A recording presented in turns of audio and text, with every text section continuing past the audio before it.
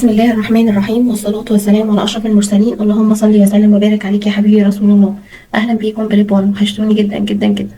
إن شاء الله هنحل مع بعض النهاردة exercise on lesson 2 من كتاب كوني في مادة الاي سي تي. ما تنسوش قبل ما نبدأ نعمل لايك وسبسكرايب وتفعلوا زر الجرس عشان يوصل لكم كل جديد إن شاء الله. أول questions معايا النهاردة choose the correct answer. Number 1. Devices capture information from the surrounding environment and convert it into electrical signals. قال لي ايه الأجهزة اللي بتلتقط المعلومات من البيئة المحيطة بيها وبتحولها لإشارات كهربائية. يبقى أنا هنا بتكلم على sensors، أجهزة الاستشعار. Number 2. Sensors help robots to نقط. قال لي أجهزة الاستشعار بتساعد الروبوتات في ايه؟ قال لي allow them to interact with their environment، اللي هي بتسمح لهم إن هم يتفاعلوا مع البيئة المحيطة بيهم. Number 3. نقط is a type of sensors used to avoid obstacles، يعني نوع من أنواع أجهزة الاستشعار بتتجنب العوائق. يبقى أنا هنا بتكلم على distance sensors، أجهزة استشعار المسافات. Number 4. The first step in the operation of the sensor is نقط. يعني أول خطوة لتشغيل أجهزة الاستشعار هي transduction. كلمة transduction يعني الإرسال. Number 5. نقط are commonly used in remote controls. قال لي هو بيستخدم في الريموت كنترول، أجهزة التحكم. يبقى أنا هنا بتكلم على طبعا أجهزة التحكم زي مثلا الريموت، حتى الريموت كنترول اللي احنا بنستخدمه ده بيستخدم أي نوع من أجهزة الاستشعار اللي موجودة عندي. طبعا بيستخدم حاجة اسمها infrared sensors، اللي هي أجهزة الاستشعار اللي بتشتغل بالأشعة تحت الحمراء. Number 6. What step comes after signal conversion in the operation of sensors. قال لي ايه الخطوة اللي بتيجي بعد استقبال الإشارة في تشغيل أجهزة الاستشعار. طبعا هنا بتكلم على حاجة اسمها transmission. كلمة transmission يعني الانتقال. Number 7. laser range finders are accurate because they use نقط. قال لي بتتميز أجهزة تحديد المدى اللي هي بتشتغل بالليزر إن هي دقيقة جدا. ليه؟ لأن هي بتستخدم أشعة الليزر، عشان كده بقول له laser beams. Number 8. Which of these factors is not important when choosing the appropriate type of sensor. قال لي ايه العوامل اللي مش مهمة؟ قال لي not important هي وانا بختار نوع أجهزة الاستشعار اللي انا بختارها. طبعا انا هنا بتكلم على brand popularity، يعني العلامة التجارية. مش شرط يكون حاجة يعني موديل مشهور او ماركة مشهورة او ماركة معروفة عشان تبقى كويسة، لا مش شرط. Number 9. A common applications of sensors is the use of infrared in نقط. قال من التطبيقات الشائعة لأجهزة استشعار استخدام الأشعة تحت حمراء هي إيه؟ طبعا أنا هنا بتكلم على ريموت كنترول. ريموت كنترول هو اللي بيستخدم إيه؟ infrared، الأشعة اللي تحت الحمراء. Number 10. In which environment are light sensors useful. قال لي أنهي من دول في أي بيئة بتكون أجهزة استشعار الضوء مفيدة؟ قال لي طبعا in places with variable lighting conditions. قال لي في الأماكن اللي بتبقى فيها ظروف الإضاءة متغيرة، يعني كل أوضة فيها إضاءة مختلفة عن التانية. Number 11. One of the sensors that are used to measure distance using high frequency sound waves is نقط. قال لي أي من دول من أجهزة الاستشعار الموجودة دي بتستخدم علشان أقيس بيها المسافة باستخدام الموجات الصوتية عالية التردد. طبعا أنا هنا على طول بتكلم على infrared sensors اللي هي أجهزة استشعار تحت الحمراء، أشعة تحت الحمراء. Number 12. نقط sensors are used to turn on lights when someone enters the room. قال لي نوع من أجهزة الاستشعار بيستخدم بيعمل إيه؟ أول ما حد بيدخل الأوضة هو بيشتغل إيه؟ هو بيشتغل لوحده. طبعا أنا هنا بتكلم على smart home lighting system، أجهزة نظام إضاءة المنازل الذكية. Number 13. نقط is used for non-contact temperature measurement. قال لي بستخدمها علشان أقيس درجة الحرارة بس من غير ما ألمس أساسا المؤشر بتاع درجة الحرارة. طبعا أنا هنا على طول بتكلم على infrared sensors اللي هي السنسور الأشعة تحت الحمراء. Number 14. نقط is the main purpose of the signal conversion step in sensors. لسه قايلين السؤال ده بس في حاجة تانية، في سؤال تاني يعني.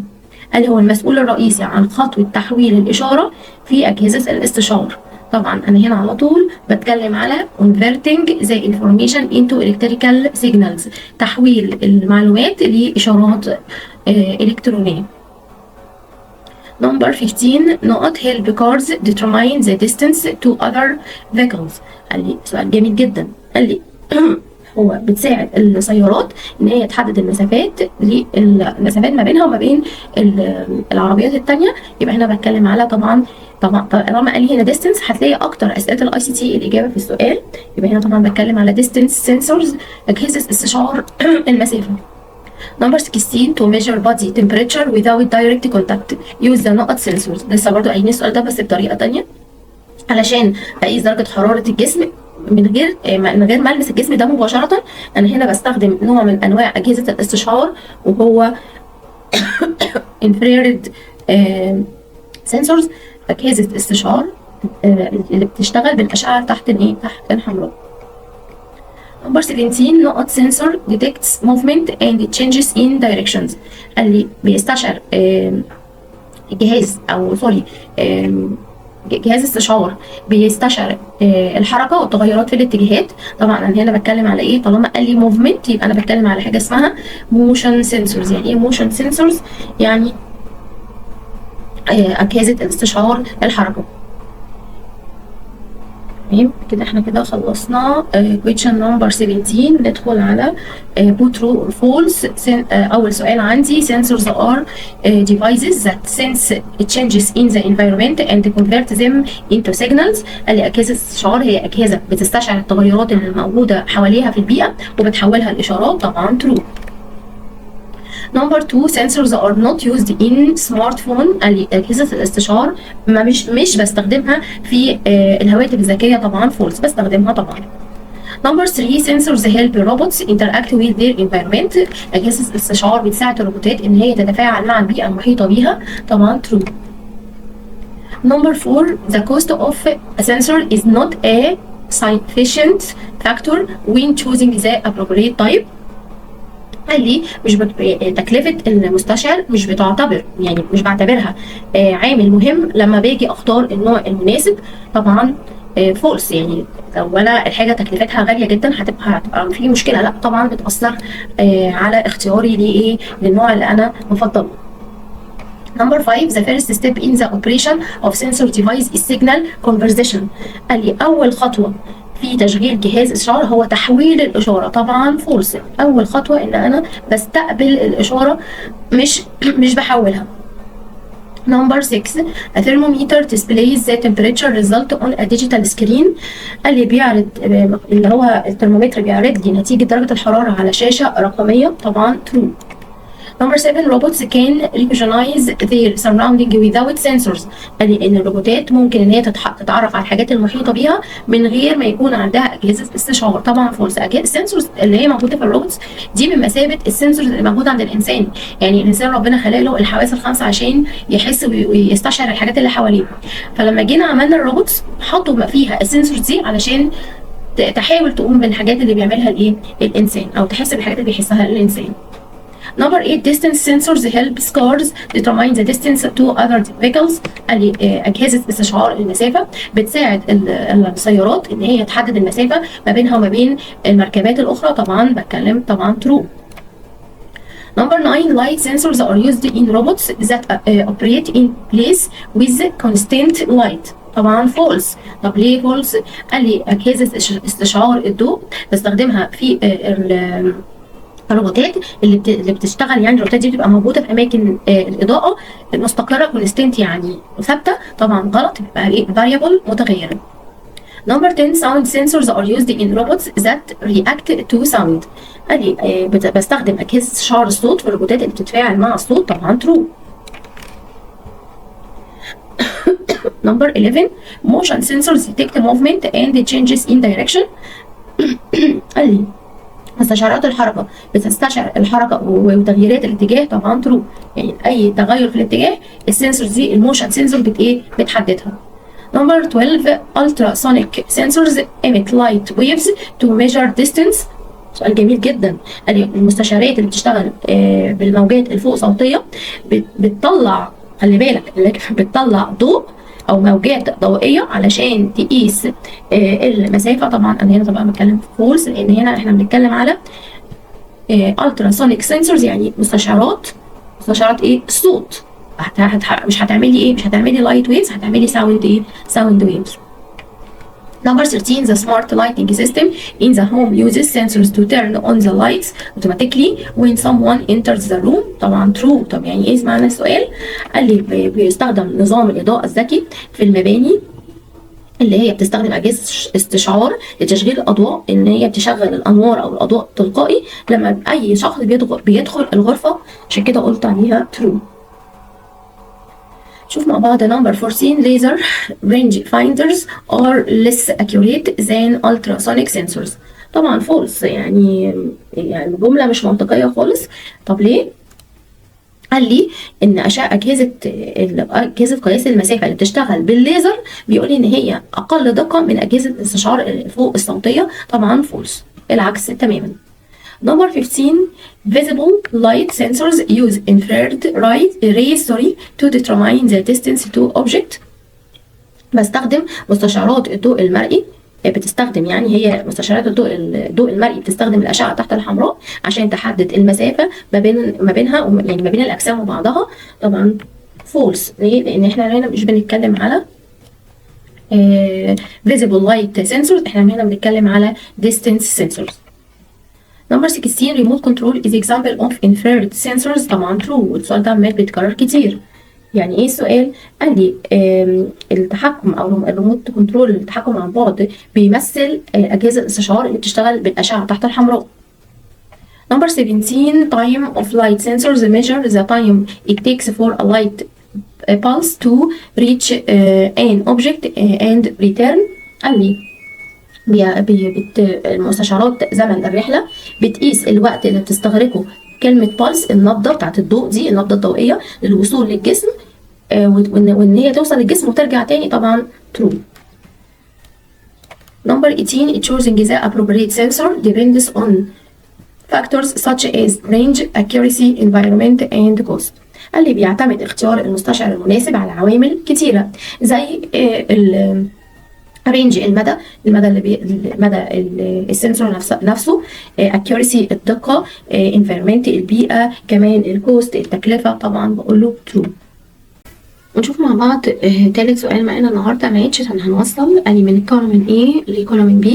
اول واحده عندي ان التراسونيك سنسور، جهاز استشعار بالموجات الفوق صوتيه. طبعا على طول هختار measure distance using sound waves. وهنلاقي، خلي بالك، لو انت عرفت معنى السنسور اللي عندك تقدر ان انت تحل على طول. يبقى التراسونيك سنسور هي اجهزه الاستشعار اللي بتشتغل بالموجات فوق صوتيه. طب الموجات فوق صوتيه هي كلمه ساوند اهي، sound waves، الموجات الصوتية. نمبر 2 ان infrared sensor، أجهزة الاستشعار اللي بتشتغل بالأشعة اللي تحت الحمراء. طبعا على طول أنا الموضوع ده كرر كتير جدا، أو السؤال ده كرر كتير جدا. قال لي إيه؟ قال لي communication with remote controls، إن هو بستخدمه علشان أتواصل مع أجهزة التحكم عن بعد.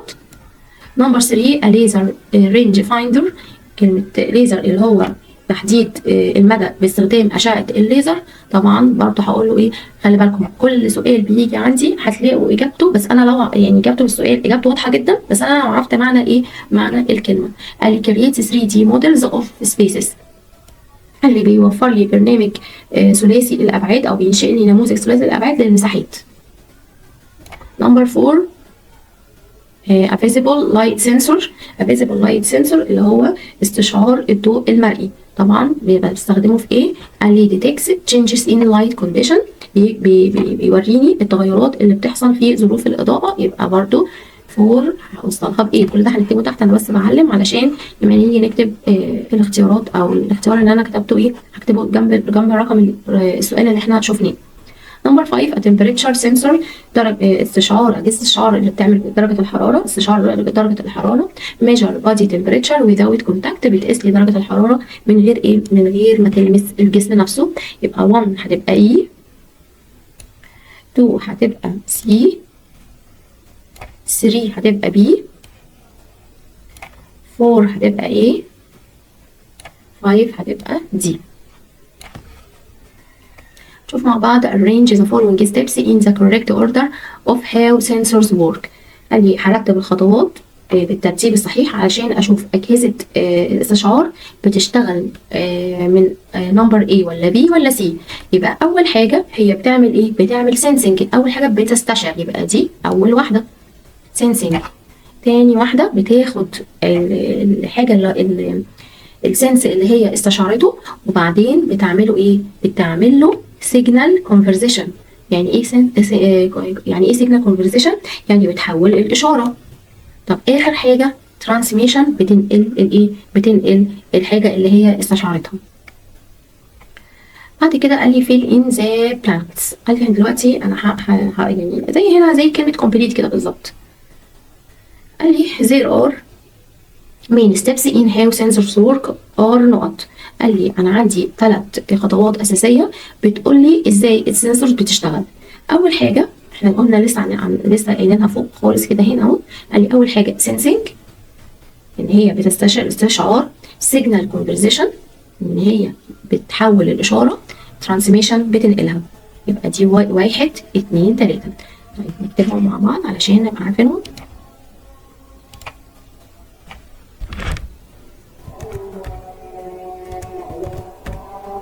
أول حاجة sing. تمام. تاني حاجة عندي هنا signal conversation.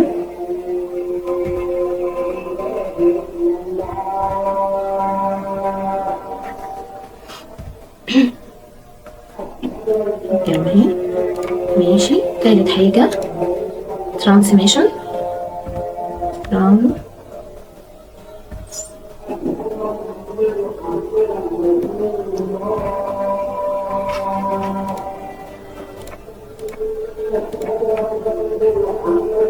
transmission. طيب بعد كده تاني سؤال عندي ultrasonic sensors، اللي هي استشعارات الموجات الفوق صوتية. use high frequency نقط. طبعا sound. طالما قال لي ultrasonic يبقى على طول انا بتكلم على sound waves. اللي هي ايه sound waves؟ اللي هي الموجات الصوتية. sound waves to measure the distance to an object، عشان تقيس المسافة ما بين الايه؟ ما بين الاشياء. laser range finders are characterized by their high نقط and longer range. قال لي المستشعرات اللي بتشتغل بأشعة الليزر بتبقى بتتصف بإيه؟ إن هي عالية الدقة. كلمة high accuracy، يعني إيه high accuracy؟ إن هي عالية الإيه؟ عالية الدقة.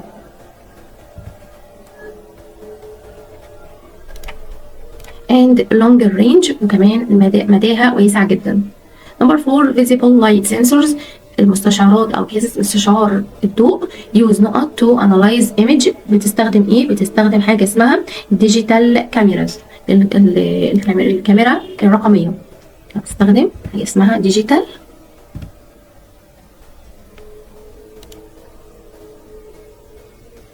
كاميرا to analyze image، عشان تستكشف الايه او تحلل الصوره اللي هي شافتها. اخر سؤال distance sensors help robots، اللي هي اجهزه استشعار المسافه. بتساعد بتساعد روبوتات avoid، ان هي تتجنب by measuring the distance to obstacles، ان هي تتجنب collisions، الحوادث او الاصطدامات.